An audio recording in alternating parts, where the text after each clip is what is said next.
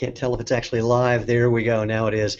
Hi, I'm Stephen Sashin from Xero Shoes, your original bear footwear, and I'm happily here with Jonathan Sinclair and Melissa Goss, and you are all here for the Ultra Runners chat slash webinar slash conversation. This is a very informal thing, but if you've ever wanted to run an ultra, ever thought about running an ultra, thought that running an ultra was the stupidest thing that any human being, let alone two human beings, could possibly do, or anything in between, and that's sort of my take as a sprinter, or anything in between. If you want to know about training, what it's like to run it, what you might need to do to be able to run your first ultra or your last. That's why we're here. Just to give you a couple of logistical things before we get started. Below this, where you're watching the video, is a place for you to type in questions, and we will then see those questions. I'm going to look at this monitor over here. As you type in questions, I'll be able to see them, and hey, look at that. There's actually already someone who's typed in a question. As you type in your questions, we'll be able to ask those to Jonathan and Melissa, and we'll just sort of see how long this goes. I don't have any agenda. We don't have any time on our watch where we have to leave by, so let's just have some fun and begin. I'd like to start by introducing Jonathan and Melissa, and more than that, the way Google Hangouts works, when I talk, you end up seeing me. When they talk, you end up seeing them. We can kind of control that a little bit. But Jonathan, Melissa, I'm going to let you guys introduce yourselves. Just say, you know, who you are. I think people should figure out which one's Jonathan, which one's Melissa, but you never know. And just whatever you want to say about who you are, what you've been up to. Don't talk about running, just what you enjoy, what you do on a daily basis, what makes you happy, whatever you want to say to let people know who you are. All right, I'm Jonathan. Just kidding. I'm Melissa. I'm a student at the University of Alberta, so that takes a big chunk of my time. Also work part-time too, so big time management. Interest, I'm a huge animal lover. That's kind of my degree, so really interested in that. And yeah, that's about it, generally for me.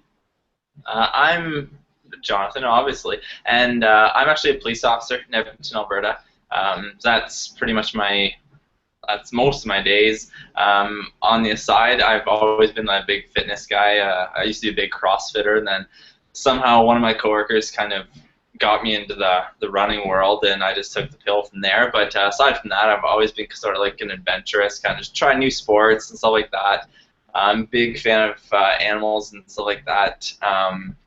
You know, fostering dogs, training, doing agility with my dog, just kind of anything and everything. So yeah, that's. So what kind of dogs? And foster dogs from actual reserves. So there's a adoption group here that goes out to the reserves and rescues them and then brings them back into town, gets them spayed and neutered, and then puts them in a foster home like we have one right now, and then we just wait till they get adopted. I imagine that would be excruciating, just because you get so attached to these dogs and then they have to leave you. Yeah, you kind of see them going to permanent, lovable homes, so it's nice in that sense, and then you're like, okay, I'm making an impact, and you get new ones all the time, so it's exciting for you too. And you remember all the shoes they ate and all the things they destroyed, and you're like, I'm not too upset to see it go. That I can understand. We have two cats, and we love our cats dearly, and it would be wonderful if they were not around. Yeah. So, Jonathan, you mentioned your fitness background, sort of generic fitness, and doing CrossFit and various other things that led you to running. What about you, Mel? I was huge into soccer, so I played in Sweden and Denmark and Dubai. That was with the team. So, wait, hold on, you have to pause there. How is it that you ended up in Sweden, Denmark, and Dubai?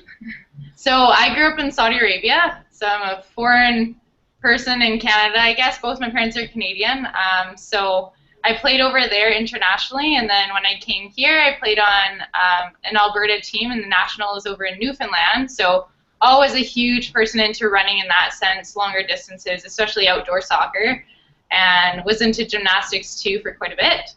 And then getting into running, I didn't start competitive running, didn't do my first race until last year, and this guy got me to sign up for my first race, which happened to be a marathon up a mountain. So, all right, let's pause there as well.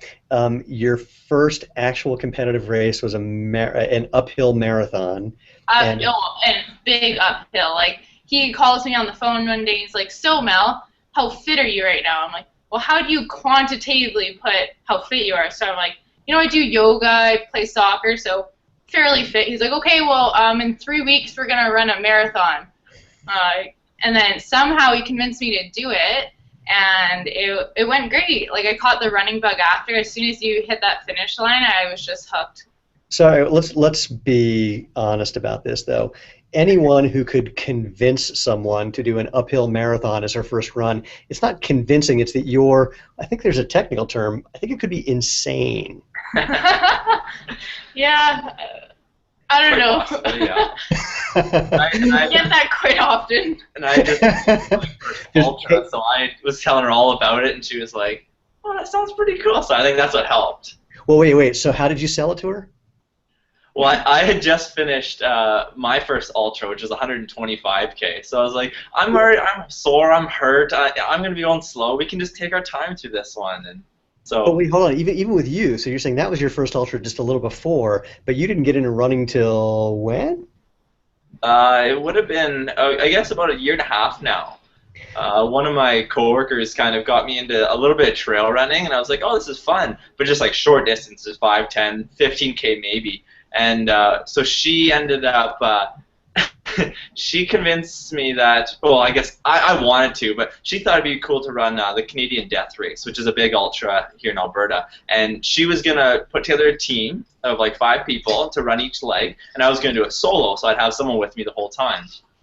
Well, their team fell apart, and I was already signed up, so I just went with it, and kind of, it was a struggle getting there, but running it, I mean, it was awesome.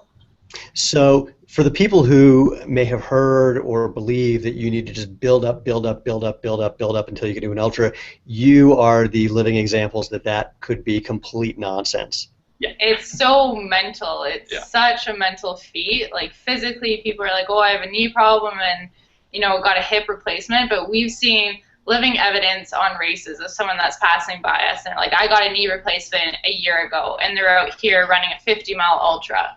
So it comes down to the mental aspect hugely compared to physical. Interesting. Well, before I jump into that, because I want to, I do want to make it clear that I am not recommending, for legal reasons, that someone just run an ultra tomorrow if they are just out of a wheelchair today, or actually for any reason. I'm not recommending that. And I love when you said, you know, we're just doing short things like 5, 10, 15K. I'm a sprinter, dude. I don't even know what the other side of the track looks like. I go from here to there really fast. My training partners say that I have a phobia of the other side of the track, and I said that can't be true because I've never been on it, so why would I be afraid of it? But you know, the mental thing, let's just talk about that, because people do think of running an ultra as a big deal physical process. I remember at a lecture here in Colorado, Tony Kropicka, Boulder, Colorado, where I am, is crazy for ultras. We've got Scott Urich here, we've got Tony Kropicka here. I mean, we've got, you know, a lot of world-class ultra runners here.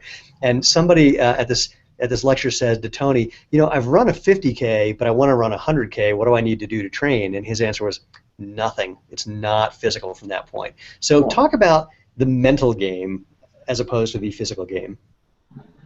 Well, I think one of the best ways to kind of start this topic is there was a runner named David Goggins. He puts it best. When you want to quit, when you've kind of thought you've hit that barrier with that wall, whatever you want to call it in a race, whatever, that's about 40% of what your body can physically do. And once you can wrap your head around your body can really do anything, the sky's the limit, really. And I think we've proven that, especially this year, where we've just taken a race, and then the next race was just longer, and then I had a broken bone in my foot, but we still raced, and then we raced a longer race. And it's just that's one of the best parts I love about ultra running, is it teaches me the sky's the limit. There are no limitations, only what you decide is a limitation. So it comes down to your mental strength, and just to be able to block out, whether it's pain, whether it's negative thoughts, whether it's, on our last race, my overwhelming urge to lie down on the gravel road and fall asleep. You just have to push through it, and once you learn it. I have that on a daily basis, and I just do it. just like literally walking down the street, it occurs to me to get, or sometimes driving, I will get out of the car and just lie down on the gravel and go to bed. Yeah, at about mile 90, I think we were both thinking the same thing. Gravel is pretty comfy. It's interesting. There's two things that you say that I find really intriguing. So one is there is an idea in sports psychology or sports physiology of a thing called the central governor. It's not like there's a part of your brain, but let's use that as a metaphor. It's like there's a part of your brain that's taking all the information in about your body and about the environment to decide how much effort you can put out. And it's rarely accurate. So they find that cyclists, when it's warm outside, just start out slower than when it's slightly cool outside. And so there's a lot of training about, and there's a lot of writing about training the central governor and training yourself to not listen to the central governor and ways of messing with the central governor. So there was a fascinating study. I wish I could remember exactly why they did it, but the gist was they wanted to see if sports drinks actually worked. And I think part of the way they were testing this was testing to see what happens if you just swish it around in your mouth and spit it out versus drinking it. So it was sort of like a placebo idea is what they had or what they thought. And it turned out that just swishing it in your mouth and spitting it out made people perform better. And the reason that they think that happened is that when you get that hit of carbs in your mouth, it tells the central governor, hey, we've got energy coming, so you can crank it up again. And then you spit it out, but your brain doesn't know that, and so off you go. Yeah, we'll have to try it. I'm actually surprised to hear that you hadn't yet. That'll be a good one to try. Yeah. Well, sorry, go ahead. Yeah, it's just like kind of on John's note too. You need to come back to why you started it and why you're out there too. That base reason that can help you push through so much. Remember why you're doing all this and don't get caught up too much in the moment.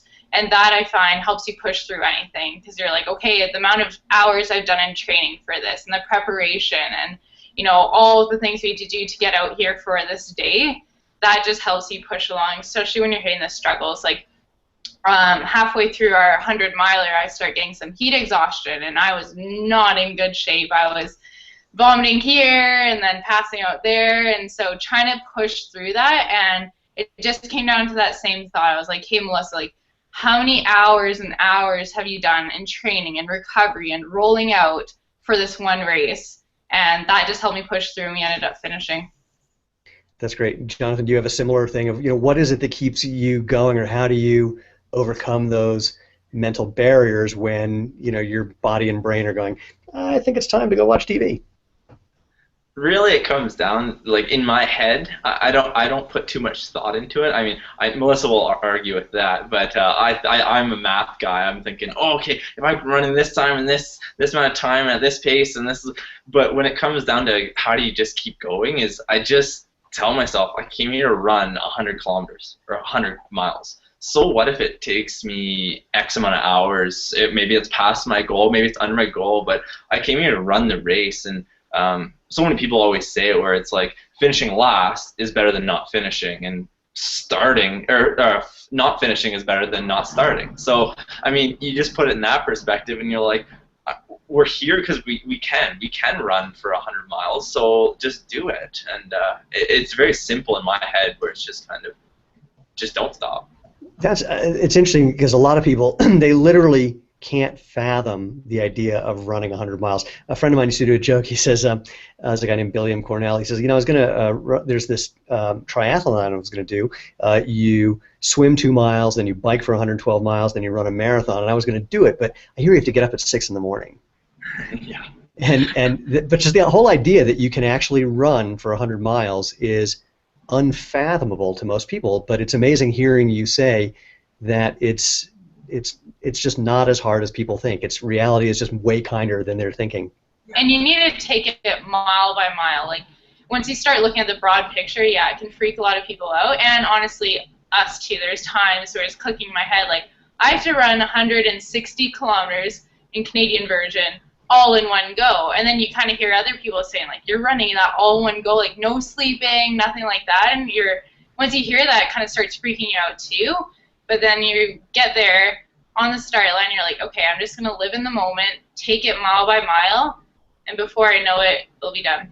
So I want to jump into some of the physical stuff, including training and just and technique and all the rest. But one more thing about the mental thing, just for the fun of it. Is there anything that either of you can remember that was like a particularly standout thought or a particularly standout internal experience that was the kind of thing you never imagined might happen, and something that you then dealt with?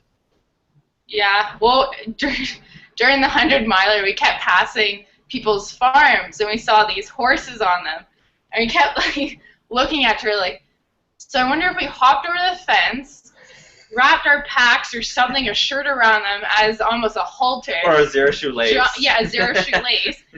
Jump on them and get them to carry us a few miles. And like things like that, or like you're like, oh, a box of tissue or Kleenex would be awesome right now. Just weird stuff. Like.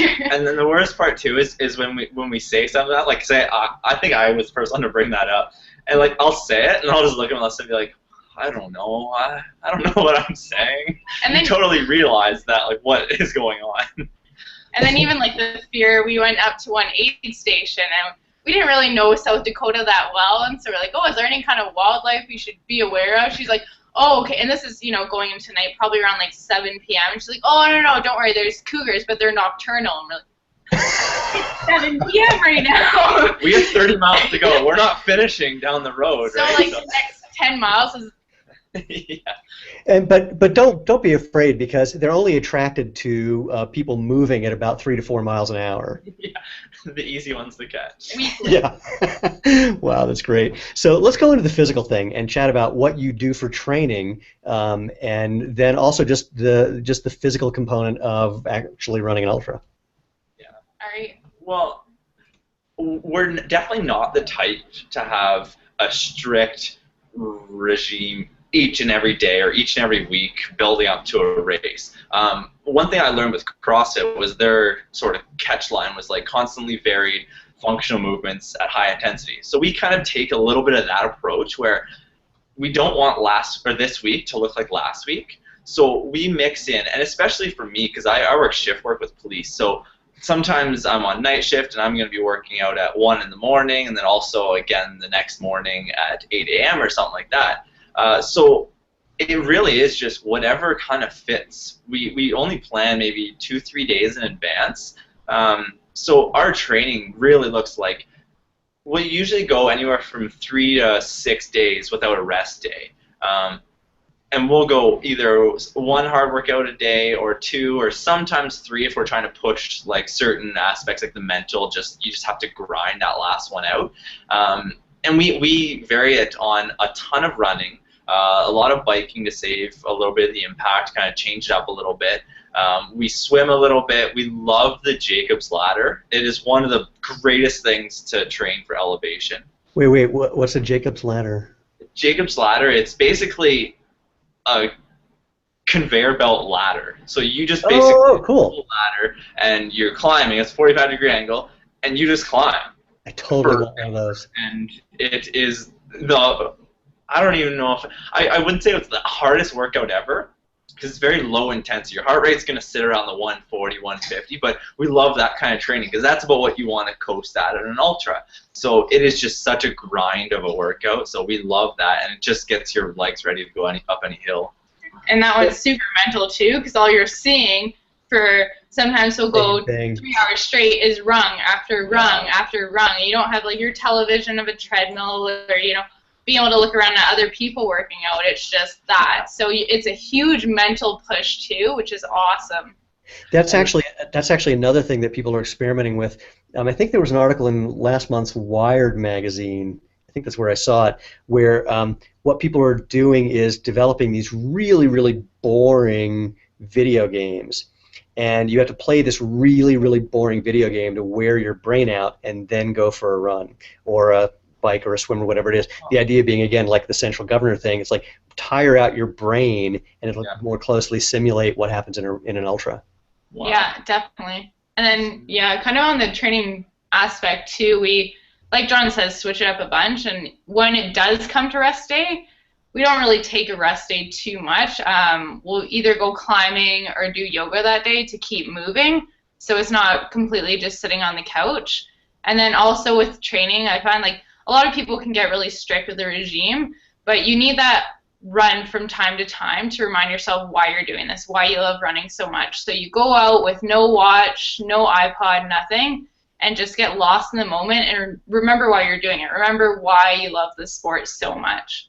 Some people are very number happy. I mean, I know some people are going to hear what you just said and go, that's a lot of training. But you guys are doing that with full-time job, full-time in school. I mean, you know, you've packed a lot into what's an already busy schedule. By the way, Jonathan, just so you know, I'm sure you know police officers in America. Most people, when they hear that you're a police officer, are going to go, what? I don't think they're supposed to look like that.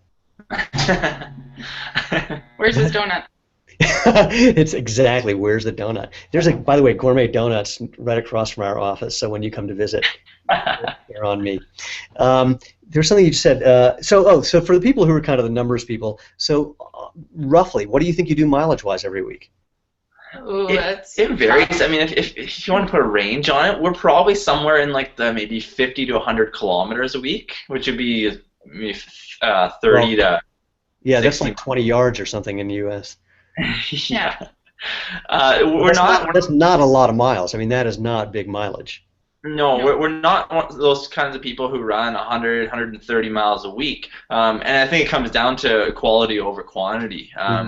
We still incorporate a lot of hill sprints, a lot of stair workouts, a lot of intervals, because really you can run for as long as you want and build up those slow twitch muscles. But there's been a lot of research and stuff, and we've read a lot about you know, if you don't train your fast twitch muscles, then in an ultra, when you're 18 hours in and your slow twitch muscles are fatigued, you don't have those extra ones to kind of help out and kind of just keep you moving. So you're working with half of the muscles in your body. So that's what we kind of gauge it at. Kind of. Yeah, it's a very interesting thing. I know a lot of runners, and what's fascinating to me is many of them are terrified of doing. Some of them are terrified of cross training because it takes away from their running. Some are terrified of lifting weights because it takes away from their running, and almost all of them could really benefit from cross training and lifting weights. Yeah, we actually do quite a bit. Coming from a CrossFit background, I obviously just see the importance, and Melissa is absolutely on board with it. So it's been fun, kind of like teaching her all the kind of stuff that I knew from my past years. But we definitely incorporate a lot of like, well, not a lot, but we definitely don't go a week with like just running. There's definitely going to be a little bit of lifting in there, a little bit of kind of high intensity short stuff, and it comes down to like injury prevention too. Just it goes to show kind of what we're doing is working for us. Of course, it might not work for everyone out there. Everyone has a different plan, and if it works for you, that's all that counts. There's no golden rule or right way to do it. Whatever works for you is the best way. But for injuries this year, we've ran into barely any, and if we have, we've recovered from them so fast. So it kind of reassures what we're doing out there is working, at least for us. When you have specific races coming up, do you do anything different? I know that we've offline had a conversation about the Roux To Run, which is LARUTA-run.com for people who want to look it up.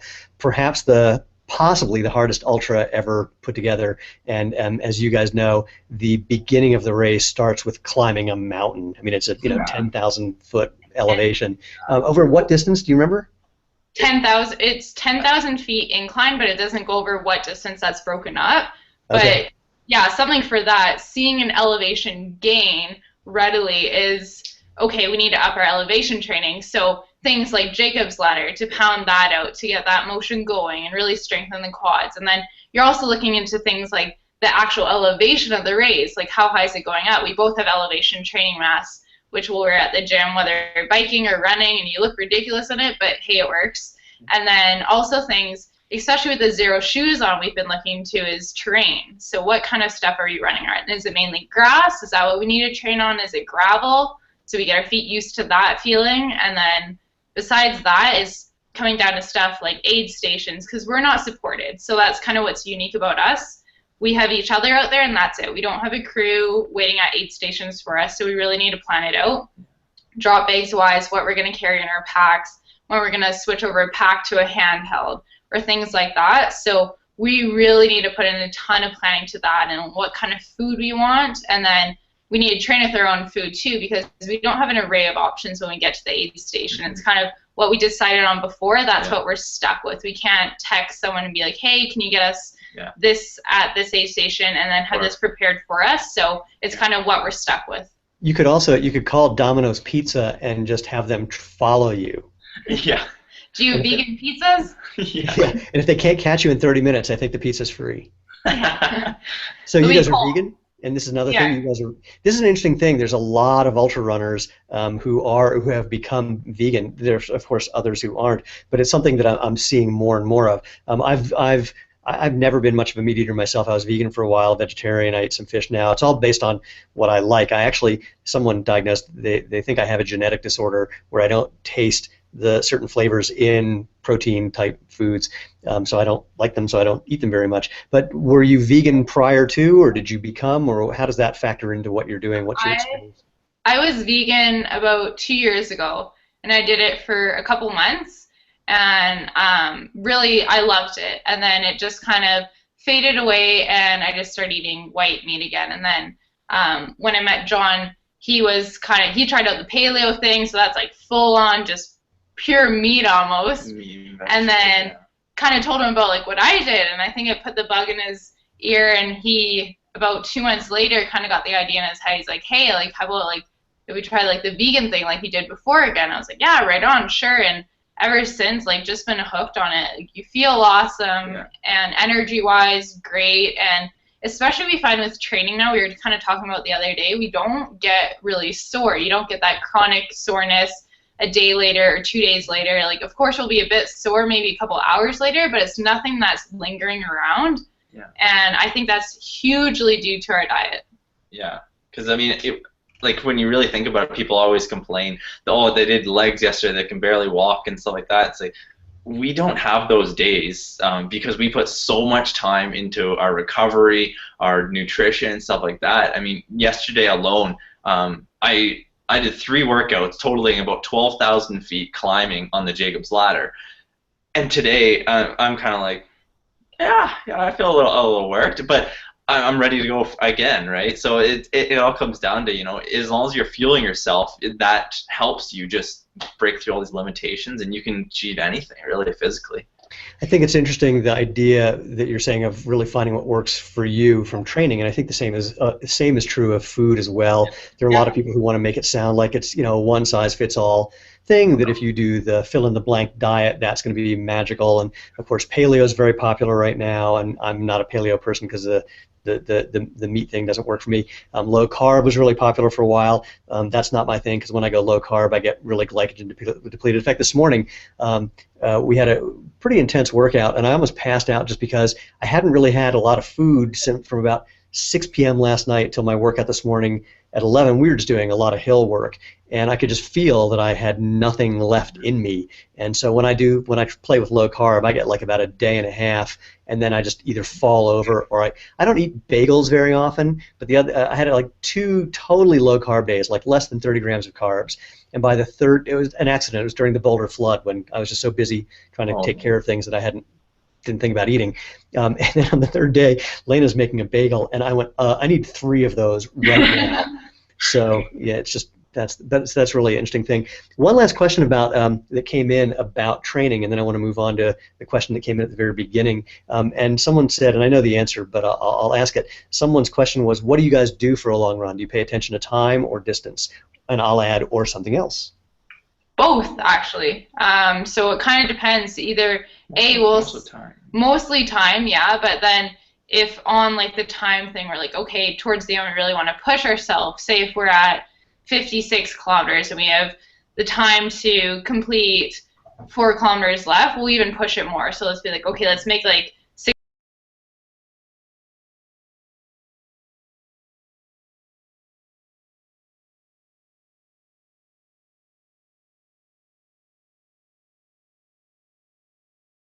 Oh, there we go. Sorry. You know, we just had a little glitch. I don't know what happened. I got a note that said the hangout ended because of an error. Didn't say what, but here we are. Didn't like what I was saying. Yeah, that must be it. Yeah. So what were you saying? It's usually on time. That's how we kind of plan it, because you kind of have to fit it in your schedule. So if it's tough to kind of fit in, oh, I want to do like a 30-kilometer run today. Well, how long is that going to take you? So a lot of our planning kind of comes down to, I'm going to do a longer run. I have 3 hours I'm going to run before work. Or, okay, we have an effort-free day. Let's go for a 5 or 6 hour run. And then we kind of just track the time. And sometimes I wear my Garmin, the GPS watch, and sometimes I don't. But it kind of comes down to, whatever fits in our schedule. And especially with the whole mental thing, it's not so much on distance-wise that the mental part is being played in. It's coming down to that thing again, time-wise. When you're 25 hours in, your mind's going everywhere. So if you can just train it to keep going for 6 hours straight, don't think about the distance, but just focus on that, then that's going to play a huge part for you come race day.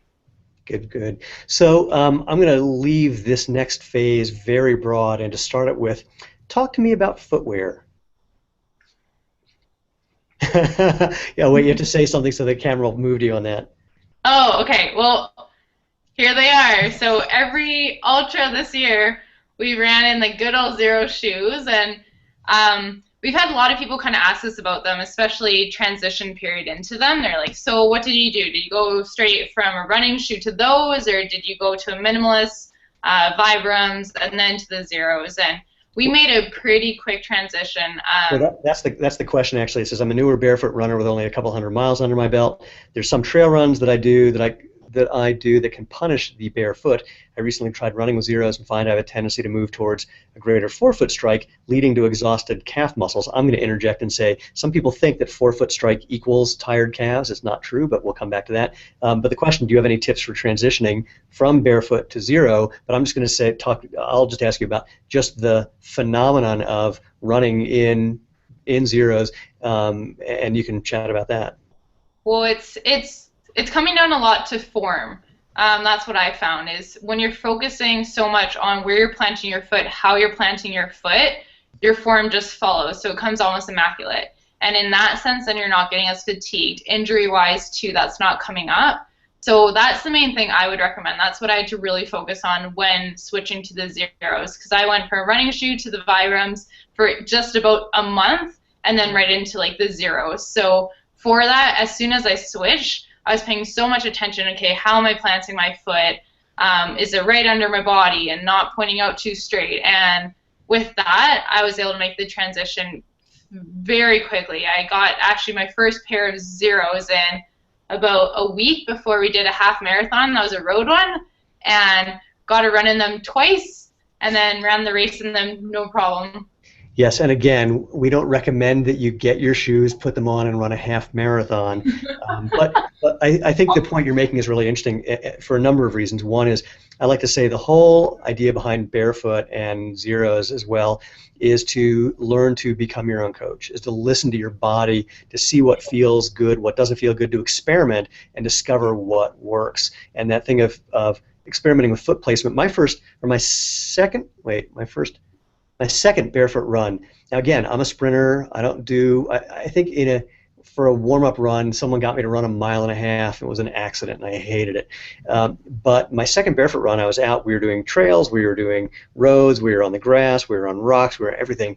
And I was so fascinated with that experience of what happens if I put my foot here? What happens if I put my foot there? What happens if I speed up my cadence? What happens if I slow it down? What happens if and that at the end of this run, I turned to someone who had a GPS watch and said, how far was that? She goes, a little over 5K. I went, what?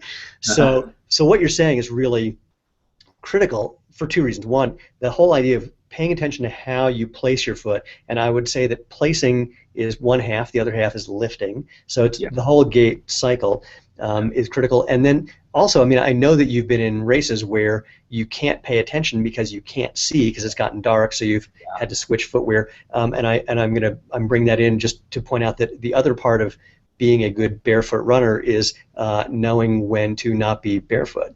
Is using your brain rather than your dogma. Yeah, exactly. And I just thought of something. Really. Well, let me. I'm going to back up for the fun of it. So, how did you find Xero Shoes? And when you found them, did you, was there anything that made you go, I wonder, or did you know something that made you go, oh yeah, I need to try that? We were actually planning, or go ahead. It was Born to Run, the book Born to Run. I read that book. Run. I'm not sure what you're... Yeah. And the Terra Who What? After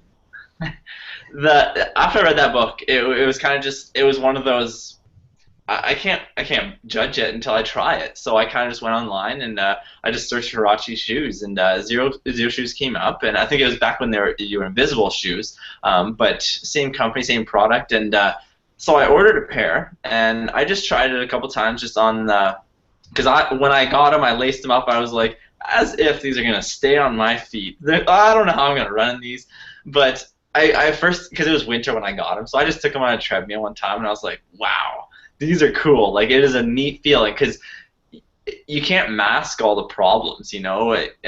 When you're kind of getting a little tired, maybe an hour into your run or something, all of a sudden you feel your heel dropping, and especially on a treadmill, you're hearing this boom, boom, boom, and you're like, okay, I gotta fix that. So it just like what you said, where it's just self-awareness, right? And you can't mask it, and that's one thing that I'll say for anything minimalist is put the time and effort in. Watch technique videos. Do technique training. That was one thing that I had to, because I had done a lot of forefoot running before even switching to minimalist.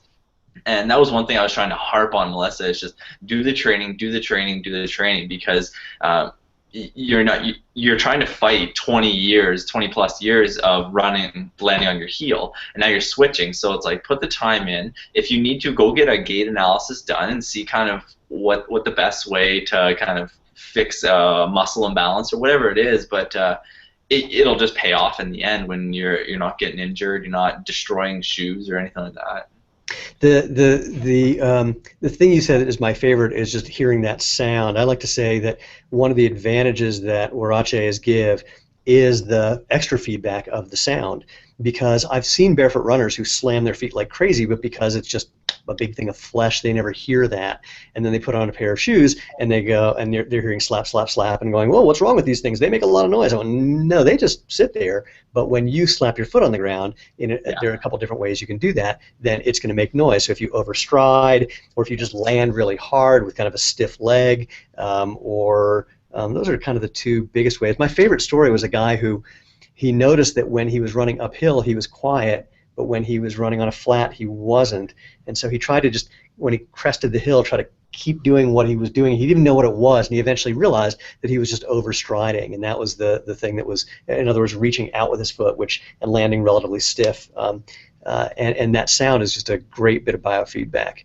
Well, yeah. And it's, like you said, like, that's probably one of the biggest compliments someone running in Xero Shoes can get, is like, wow, you're so quiet, because you're running the Edmonton Half Marathon, and it was a road marathon, so we're kind of like, oh, it might be a bit iffy in Xeros, but why not? And so we're running up this hill, and we start passing people, and people are like, whoa, I didn't hear you coming. Yours are so quiet. And, like, for us, that's, like, the biggest compliment ever, because you're like, okay, like, my form's still good, and, yeah, it's just people, like, are amazed by how quiet they are, especially because they think, like, oh, it's almost like a flip-flop, so it's going to be making that sound, but if you're doing it right, it shouldn't.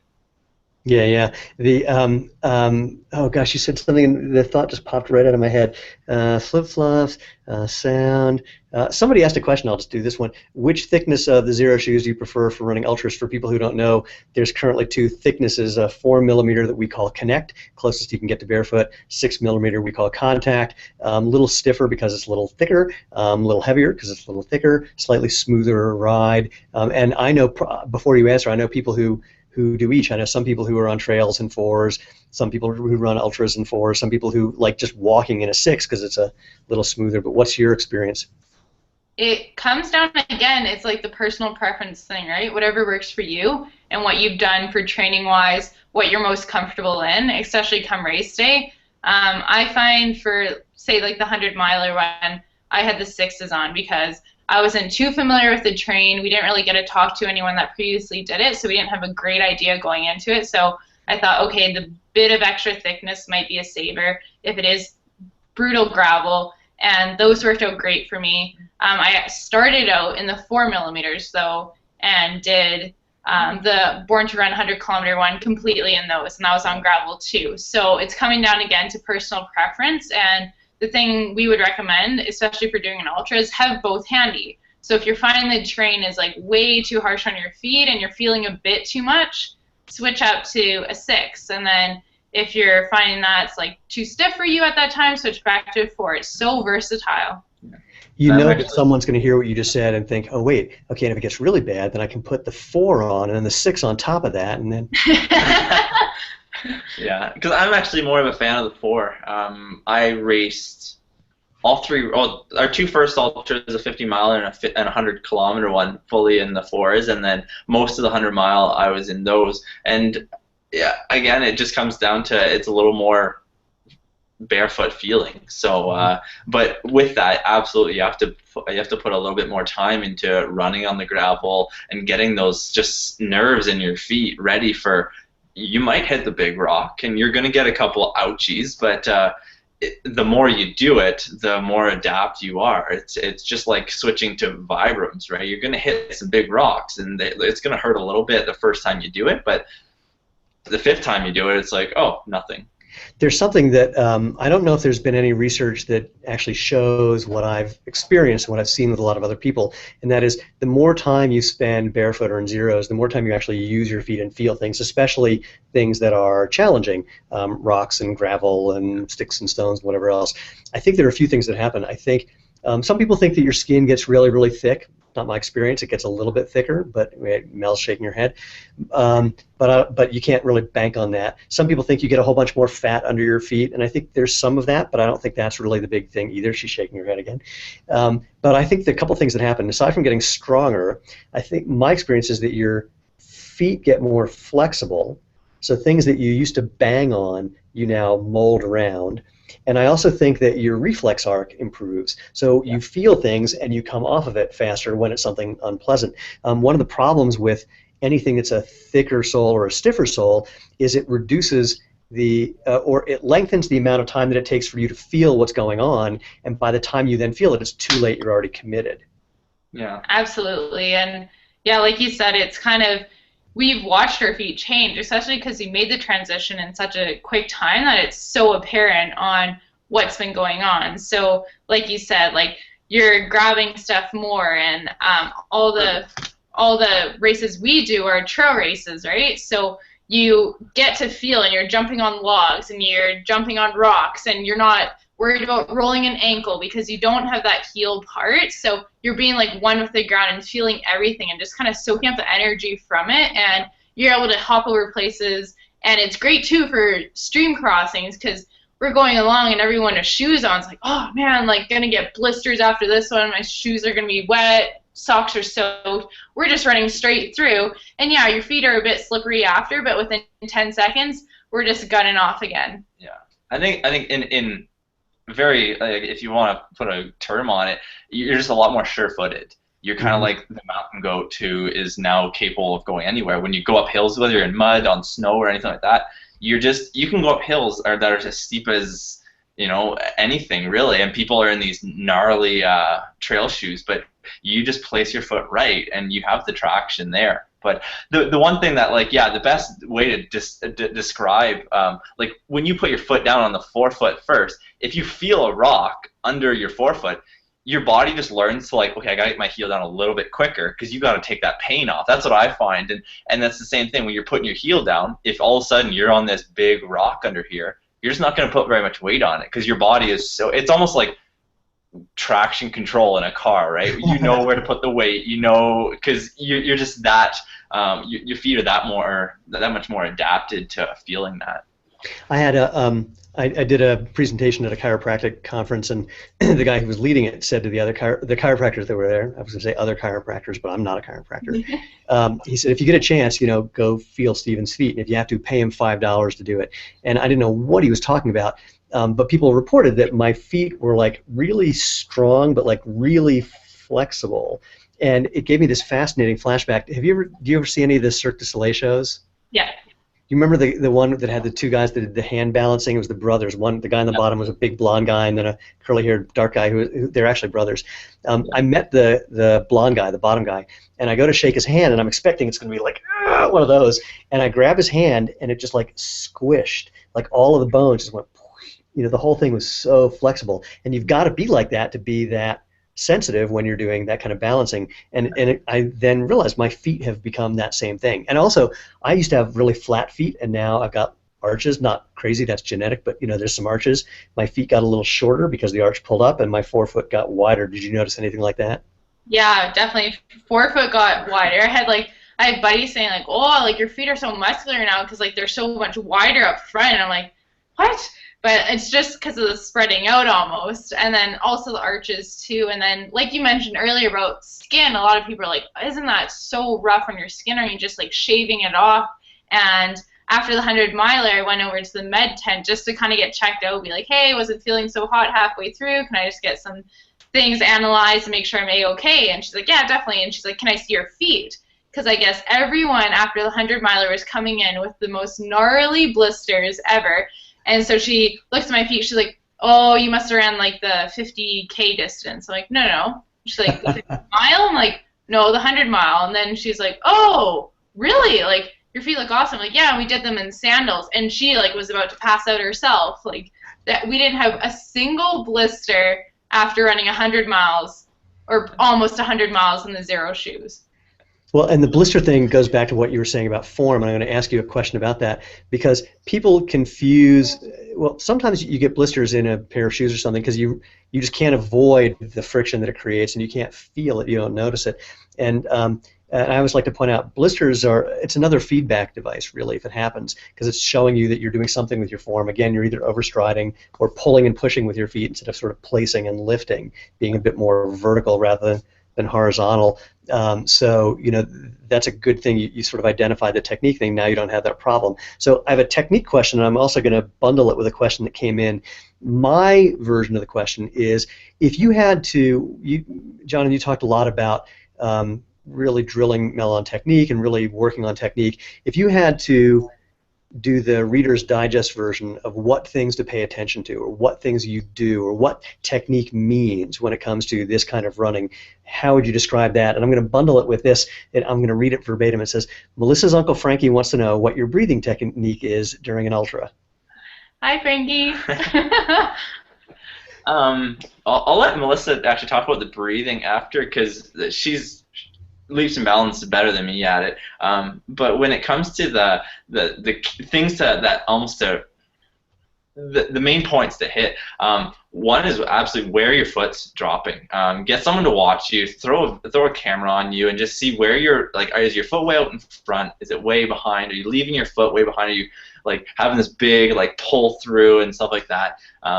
If it's landing in front of you, if you have a fast cadence and you're just keeping your nice short strides, that's the simplicity of it. It's not anything special technique. It's place your foot down lightly, pull it back up, and like I did mention, do your research and just, okay, if you're getting a blister here or there or wherever it is, learn what that means. I know I can sometimes just, whether it's been a couple days where I was biking and swimming, I'll get back running and I feel a little blister kind of working, and it's kind of like, well, what am I doing?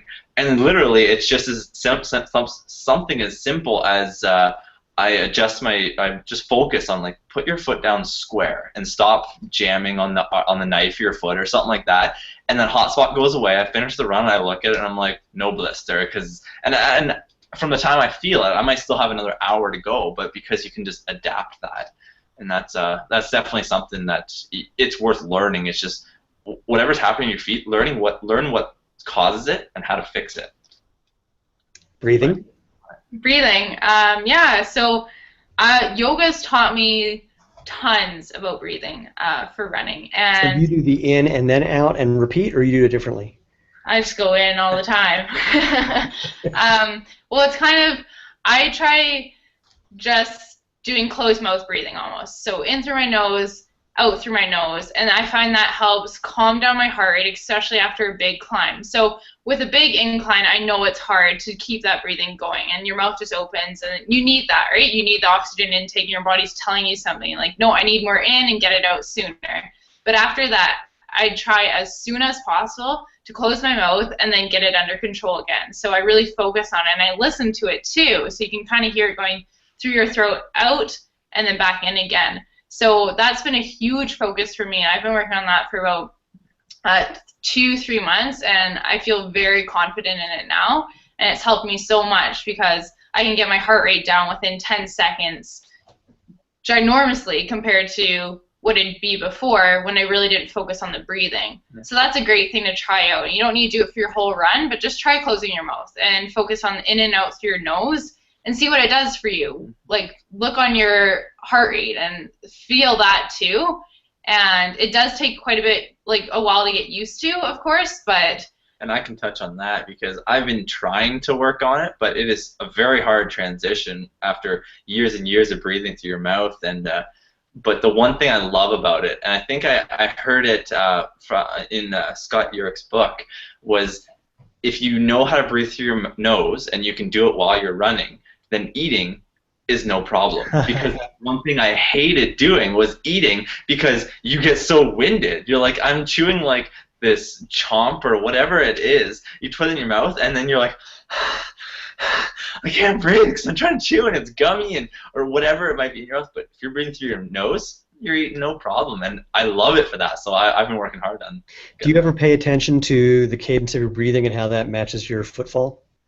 No, not personally. Like me, it's kind of I do, yeah. Naturally, and I can tell when it's off. I can tell, like, okay, my breathing's way too high compared to what I'm doing right now, and then I start focusing on my breathing more compared to the actual exercise. And then as soon as I get that down, then I can get lost in the exercise again, and then it'll pop up again, right? It's like, wow, your breathing's way too off. You're taking way too many in. That's when it comes down to it again. Just focus on the inhale and the exhale and listen to it. And every time I found that works for me. John, you said you do sometimes pay attention to breathing cadence and foot strike. Yeah, I always catch it, actually. I don't necessarily like, okay, is it matching? But I'll notice it, and whether it's one breath per every other stride, every 4 strides, I don't know what it is, but I know when I hear it and I see it, and I'll almost just kind of be like, just stay with it, stay with it. That, by the way, it keeps your cadence the same, your breathing stays the same. And I just like that. It's almost like this peaceful kind of zone you get into, and you can let it go for a while. Yeah, I played years and years ago. I read, pardon me, a book from someone who suggested, well, 2 things. One was that your in-breath and your out-breath were not the same number of whatever, let's say heartbeats or steps. So if you were going to do in a 3, out 4, or vice versa, whatever. I know some people are going to comment and say, no, you're supposed to do in 17, out 2, or whatever it is. But it was something that was uneven, so that every time you started a new in-breath, it was on the opposite foot. And I know that when I play with that, it does get very meditative very quickly. It's different. It's a different feeling than when you're the same foot every time. Yeah. One last question that came in, and then we're going to wrap it up. This says, I love running wet, muddy trails, but my Xeros like to slide around. Sometimes I find that I'm running half out of the sandal. How do you keep your foot from moving around on them? I have my answer, but I'll let you do yours. We know you're feeling, because we've gone kind of the same thing in Fernie. That popped up a lot when we're jumping in and out of mud puddles.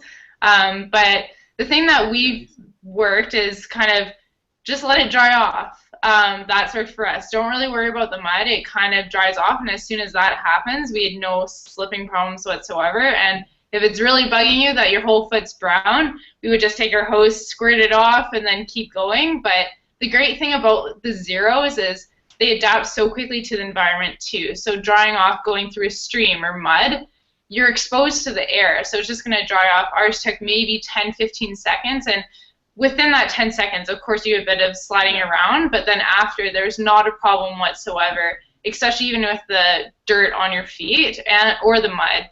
Nothing came up with abrasion-wise either. And well, the mud lasts a lot longer, and really, mud is slippery. It's a natural element, right? You kind of just have to cope with it. It's a good way to look at it that I like to see it from is on the flip side, if you have big shoes and you go through mud, now your shoes are carrying this mud, versus the Xeros, they kind of just, it all goes away. So yeah, it's going to be a little slick. It comes back down to that learn to kind of or work on like how to run through it and with being very sure-footed and stuff like that, and then you're not going to be so slipping and sliding. And the way you tie your shoe is that helps. We definitely make sure if we know it's going to be quite a muddy run, we'll make sure that our laces are a little bit snugger under our feet, so that way you don't have as much shift and stuff like that. Yeah, the thing you said that I've said as well is you need to adapt. So if you know you're muddy, you don't want to open up your stride. You want to take smaller steps. You want to be sure that you're more vertical because, yes, mud is inherently slippery, and there's no surface that you can have that can eliminate that entirely. In fact, there's almost no surface that can eliminate it at all, depending on how much mud it is and what kind of mud it is, things like that. But you can adapt, and if it's one of the things that I find really fascinating is people get really attached to, I want to be able to do it this way, even though I've made some big change. I want to be able to run, for an hour and a half straight, even though it's now 10 degrees below zero out. Or I want to run barefoot or in zeros, even though it's 10 degrees below zero, and I want to go out, and just make a big loop. And I say you need to be willing to adapt. Like for cold, get nice and warmed up inside, go out and do like a half a mile loop. I mean, go out for 2 minutes, 3 minutes, and then your feet are going to be cold. Come back in, warm up inside. When your feet feel warm again, go out and do another half a mile loop. Come back in, warm up, and by like the third or fourth time, you'll be out there going, I feel pretty good, and still don't go as far as you otherwise would. Just keep it contained. But instead of going out for a 10-mile run, you'll do like half a mile, half a mile, half a mile, half a mile, half a mile, 4 miles. And it's I like for me, the whole barefoot zero thing, I like that it makes me pay more attention, especially as an older athlete. I am 51 now, and I just don't recover like I did when I was in my 20s and 30s.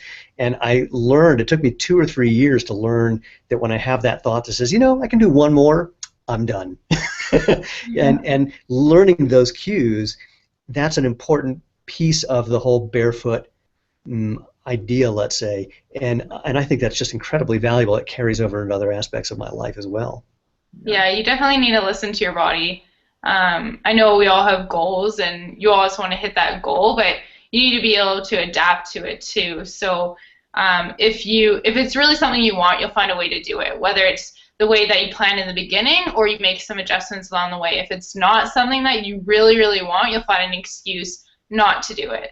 And being up in Edmonton, Alberta, we've had to make extreme changes in order to run in zero. So whether it's going on a treadmill or an indoor track, or like you said, like going out for a couple of minutes and then switching, coming back in, and then warming up again. So you'll find a way to do it. It might not be the way that you're used to, but it's also not the shoes that you're used to. So you need to be open to changes and just experiment with it too. See what works for you. Really quick, a question just came in. I'll ask this, and I have one last question to wrap it up. Are you using the zero basic tying style even when mud is expected, or are you doing a different tying style? We're doing the loop one. We posted the basic. Yeah, the basic one. It's the absolute basic tie. We just found we got used to running in it. If it's not broke, don't fix it. This tie we know I could tie this with my eyes closed. That's actually the zero loop, not the basic. But it also looks like you then took the leftover lace and made a third pass around. Yeah. So I mean, it's very simple. But we just know that if something breaks or something unties or something, don't have this big convoluted strap up to your knee that you're gonna now have to sit there and fix it. We can fix a tie on this in a minute and then be back running again. So. And what we really like about this style too is it's easy to slip on and off, so that's great. Also adjusting it too. So say if you're halfway through running, you're finding it's a bit too loose, it's so easy to tighten it too without taking off your whole shoe and retying everything, so that's awesome. And then also grip-wise too. So if we're going downhill, you have that little bit there that kind of stops your foot from sliding right off the shoe, right? Say if it was just covering your toes. So it's pretty much been the only style that we've been running in. Of course, you kind of want to experiment with more, but it's worked so well for us. And like John said, like, why fix what's not broken? I agree. I mean, it's a 15,000-year-old idea, and it was a good one then, and it's a good one now. So what's next for you two? This is our last question for the evening. Our next race is going to be the Ruta race down in Costa Rica. It's a 100-kilometer race, and it's the first year of the actual race, but they've had a couple absolute elite athletes. Both I think they were Tara Humera, who they brought out and ran this course, and they've had some other international racers, and they've all said it's probably one of the toughest courses I've ever raced. So we're training hard for that one. And then next year, our next big goal, I think, is to do a larger scale stage race. So one of the ones that are 6 or 7 days long, and you're running anywhere from 20, or I don't know what they usually are, 25 to 50 or longer miles each and every day. And it's just a combined race over a week. And again, as a sprinter, I will be waving at you and supporting you and not joining you. But that all sounds tremendously exciting. I want to see if there's any last question that came in. The answer is no. Two things. First of all, thank you so much for your time. This has been really, really informative, and I know people are going to get a lot out of it. You can see that you can find Jon and Mel on Twitter at twitter.com/ultra_Jon Mel. We couldn't write all of your other ways of contacting you. Do you want to just tell people what that is, and they can find you if they have any other questions? Sure. Well, we have a blog up, and then we also have a Facebook page. So Facebook pages are full names, so Jonathan Sinclair and Melissa Goss. You can also contact us via our email too, which is ultra.mel.jon@gmail.com. And then we just started up our website or blog too. That's probably the easiest, because that'll have links to all of the Twitter, Facebook. So what's the URL for the blog? It's www.ultramelandjon.com. So nice and simple. ultramelandjon.com. Perfect. Yeah. And also, if you go to the Facebook, the Xero Shoes Facebook page, facebook.com/Xero Shoes, there's a bunch of pictures of you guys and posts from you and posts about you that can link to you guys as well. That's the magic of all this interconnected stuff. You find one of those threads and it'll point to all the others, and off you go. So once again, I really want to just appreciate not only what you've done, but you guys are incredibly gracious and willing to share. And it's something I've actually seen almost entirely in the barefoot world and in the ultra world as well. People are really just want to spread the message and be available, and you guys really exemplify that to a T. So I personally thank you, and I know other people as well. It's been a real treat. Anything you want to add before we sign off? Just thank you so much for having us on. It's always a pleasure to talk to you, Stephen, and we love what you've made and you've created for all of us, and hopefully more people that haven't tried it out yet will try it now. Realize it is possible, and everyone will set those goals for themselves and follow through. And if you haven't tried the Xeros, we highly recommend that you do. They work wonders for us, and I think they can do the same for you up there too. We were thinking, first of all, thank you, that's very kind of you, and we were thinking today about what a name would be for people who wear Xeros, just a good noun. It's like I am a something, and we haven't landed on anything yet. We're still debating. We haven't found a word that really captures it, but it occurred to me as I was having dinner right before this that regardless of whether you walk or run or do ultras or paddleboard or ride your bike, whatever, in my mind, anyone who does this is a Xero hero, and you guys are awesome Xero heroes. Awesome, thank you. Well, once again, pleasure. Thank you for everyone who watched, for all of your questions, for all the questions that do come in, and we're happy to answer them on our blog. I'll be posting this video on our blog, and we'll post it on Facebook. We're all available for whatever comes up after the fact. It's been a real treat for everyone. So more soon, and as I always say, enjoy and feel the world. Take care. Awesome. Thanks, Stephen. Bye-bye.